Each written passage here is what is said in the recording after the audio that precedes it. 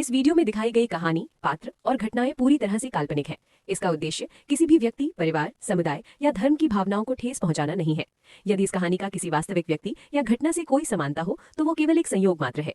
ये कहानी केवल मनोरंजन और सामाजिक जागरूकता के उद्देश्य से बनाई गई है, ताकि माता पिता के सम्मान और मानवीय मूल्यों का महत्व समझाया जा सके। कृपया इस वीडियो को गलत दृष्टिकोण से ना देखें और इसे किसी की वास्तविक जिंदगी से ना जोड़ें। पिछले भाग में आपने देखा कि अर्नब धृति को होली के रंगों में उलझा देता है और धृति गलती से रंग अर्नब की जगह आकर्ष पर डाल देती है। लेकिन एंड टाइम पर अर्नब धृति के हाथ से रंग की बाल्टी छीनकर आकर्ष के गुस्से का शिकार बन जाता है। पहली बार रसोई में गुजिया बनाती है, जिसका स्वाद सबकी जुबां पर चढ़ जाता है। रक्षित आकर्ष से प्रोडक्ट लॉन्च पर परिवार के साथ चलने की बात करता है तो आकर्ष उसे साफ मना कर देता है कि वो धृति को लेकर कहीं नहीं जाएगा। इधर आकर्ष और रक्षित को बार में बैठकर शराब पीता देख धृति सहम जाती है। उसे लगता है कहीं ऐसा न हो कि आकर्ष शराब के नशे में उससे मारपीट करे। इस डर से वो अपने कमरे में भाग जाती है। अब आगे भाग 3। धृति ने आव देखा न ताव, जल्दी से कूदकर उसकी पैंट में बंधी बेल्ट खोलने लगी। आकर्ष की आंखें जो अभी तक खुल नहीं रही थी, एकदम बड़ी बड़ी ही गई। ए ए क्या कर रही हो तुम? बोलो, छोड़ो मेरी पैंट। नशे में मेरा फायदा उठाना चाहती हो ताकि बाद में मुझे ब्लैकमेल कर सको। उसकी बातों को अनसुना करते हुए धृति का पूरा ध्यान उसकी कमर से बेल्ट खींचने में था। इसी खींचातानी में आकर्ष लड़खड़ाता हुआ सोफे पर उसके ऊपर गिर गया। उनका चेहरा एक दूसरे के इतना करीब था कि पहली बार न चाहते हुए भी उसकी आंखें धृति की आंखों से टकरा गई। 2 मिनट के लिए आकर्ष मानो उसकी झिलमिलाती आंखों की गहराइयों में खो सा गया, लेकिन धृति का पूरा ध्यान अपने मिशन पर था। इतनी देर में उसने आकर्ष की बेल्ट उसकी कमर से निकालकर सोफे की दरार में घुसा दी और उसे देखकर अपनी घनी काली पलकें जल्दी जल्दी झपकाने लगी। आकर्ष को वक्त लग गया उसके जादू भरे काले नयनों के माया जाल से मुक्त होने में। आप मुझे मारेंगे ना? नहीं। आकर्ष अभी भी हिप्नोटाइज था। शराब क्यों पी फिर? ताकि उस दर्द को कम कर सकूं जो तुमसे जबरदस्ती शादी कराकर मेरे माँ बाप ने मुझे दिया है। आकर्ष की आंखों में आंसू आ गए। वो सोफे से उठा और बेड की तरफ बढ़ते हुए बड़बड़ाने लगा। उन्हें क्या लगता है, तुम्हें जबरदस्ती मेरे गले बांधकर उन्होंने अपनी जिद पूरी कर ली? वो जीत गए? ना, बिल्कुल नहीं। मैं कभी तुम्हें अपनाऊंगा ही नहीं। मैं उन्हें जीतने नहीं दूंगा। अगर शादी कराना उनकी जिद थी तो ये मेरी जिद है, कहकर वो धड़ाम से बेड पर गिरा और सो गया। 3 दिन बाद पूरा परिवार शाम के प्रोडक्ट लॉन्च इवेंट के लिए तैयार हो रहा था। रक्षित और शोभा भी अपने कमरे में तैयार हो रहा था। रक्षित, धृति के लिए कपड़े और ज्वेलरी वगैरह उसे दे दो जो वो आज शाम पहनेगी। शोभा, जो अपनी वार्डरोब से साड़ी सेलेक्ट कर रही थी, थोड़ा गंभीर हो गई। शोभा, आपको लगता है आपका लाडला उसे अपने साथ ले जाएगा? शोभा की बात सुनकर रक्षित अपना सर झुकाकर बिस्तर पर बैठ गया। रक्षित, कभी कभी लगता है मैंने अपनी जिद में उस बच्ची के साथ बहुत गलत डालकर डाला। मुझे लगा था एक न एक दिन आकर्ष उसे अपना ही लेगा। शोभा रक्षित के कंधे पर हाथ रखकर बैठ गई। नहीं रक्षित, आपने कुछ भी गलत नहीं किया। पहले मुझे भी वो पसंद नहीं थी, लेकिन धृति के घर में आने के बाद से मुझे लगने लगा है आकर्ष को उससे प्यारी जीवनसाथी कभी नहीं मिल सकती थी, और इस बात को आपका लाडला जल्द ही समझ जाएगा। रक्षित, पता नहीं उस मासूम पर क्या बीतती होगी जब ये उसके साथ ऐसा व्यवहार करता होगा। शोभा ने रक्षित का हाथ पकड़ते हुए कहा, कुछ भी नहीं सोचिए, हम है ना अपनी बहू को प्यार देने के लिए। शोभा ने एक ब्यूटी पार्लर में कॉल करके एक असिस्टेंट को बुलवाया और उसे धृति को तैयार करने को कहा। शाम को सभी तैयार होकर धृति का ही इंतजार कर रहे थे। आकर्ष ऑफिस से आने ही वाला था। पार्लर वाली धृति को लेकर उतरती है। पर्पल और वाइट फूलों वाली सिंपल सी ऑर्गेन्जा साड़ी में बालों का सुंदर सा जूड़ा बनाए धृति ने गले में अपनी सासू माँ का दिया हुआ पतला सा डायमंड नेकलेस पहना था। कानों में मैचिंग छोटे छोटे ईयरिंग्स थे और हाथों में डायमंड के जड़ाऊ कंगन। चेहरे पर बहुत मामूली सा मेकअप था। मांग में लाल सिंदूर और माथे पर चमकती पर्पल बिंदी। धृति अब सचमुच किसी हाई सोसाइटी की वेल मेंटेन्ड हाउसवाइफ लग रही थी।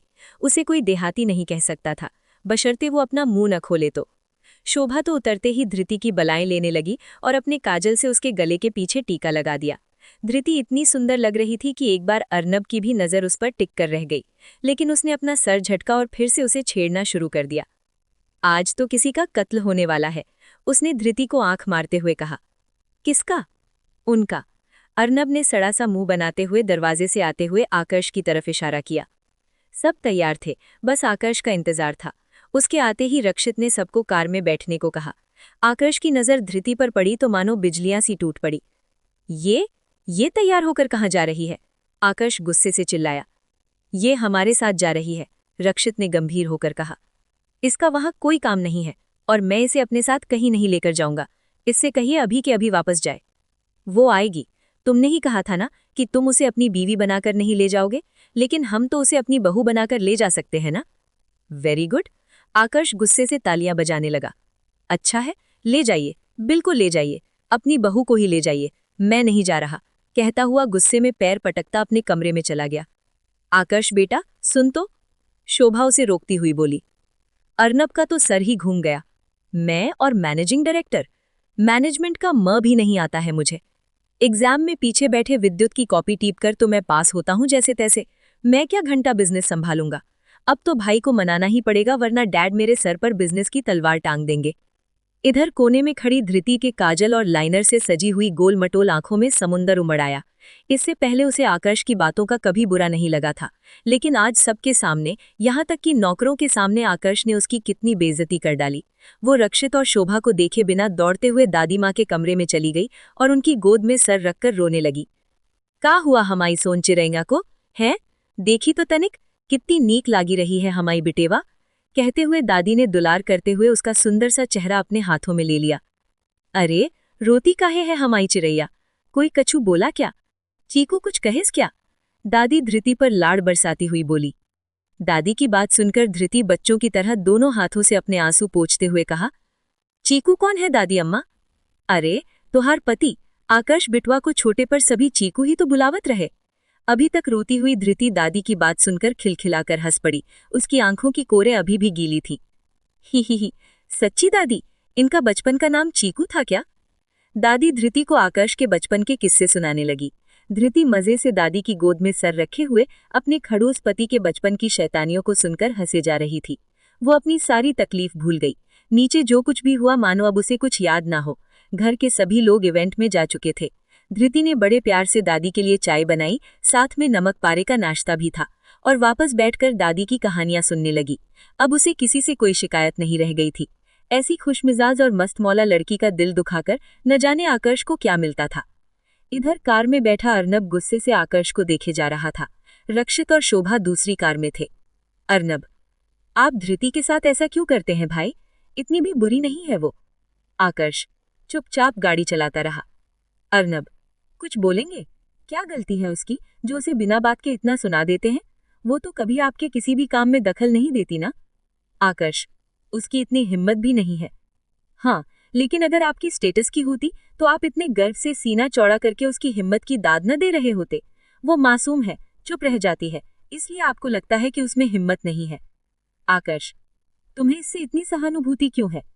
अर्नब, क्योंकि वो भी हमारी फैमिली का एक पार्ट है और हर इंसान अपने परिवार के लोगों की फिक्र करता है। आकर्ष, इतनी फिक्र थी तो तुम ही शादी कर लेते उससे, मुझे बलि का बकरा क्यों बनने दिया? अर्नब ने अपना सर झुका लिया। अगर मम्मी पापा ने पूछा होता तो धृति जैसी लड़की के लिए मैं खुशी खुशी हाँ कर देता। आकर्ष को शौक सा लग गया। ये जवाब एक्सपेक्ट नहीं किया था उसने। अब उसे अर्नब पर गुस्सा आ रहा था। गुस्सा था या जलन पता नहीं, पर गाड़ी की स्पीड बढ़ चुकी थी और आकर्ष के चेहरे पर गुस्से के भाव भी। इधर रात हो चुकी होती है लेकिन आकर्ष और उसका परिवार अभी वापस नहीं आया था। धृति ने बड़े प्यार से दादी के लिए दलिया बनाकर अपने हाथों से खिलाती है। खाने के बाद उनका मुंह साफ करती है और बिस्तर की सलवटें सही कर आराम से उन्हें लिटा देती है।